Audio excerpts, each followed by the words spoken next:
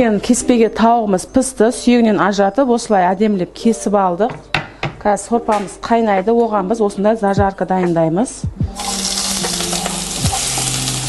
Пияз бен сәбізді осындай теркадан өтіріп, әдемілеп қуырып аламыз. Және де осы зажарканы көптеген суптардың сорпасына қолданса, әдемі әрінді дәмді болады. Зажаркамызды осылай қайнап тұрған кеспемізді салдық, үстіне осылай саламыз. Майсыз етіп, майын алып тастап,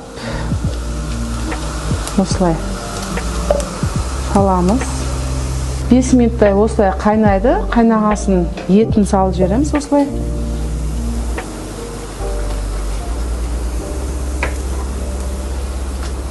Кеспесін, осылай сәбізін, пиязын қуырып салдық, етін салдық. Қазір 5 минутта дайын болады.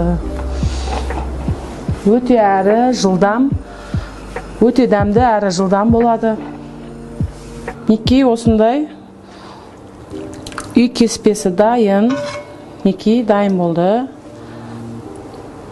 Өте дәмді және де тез дайындалады.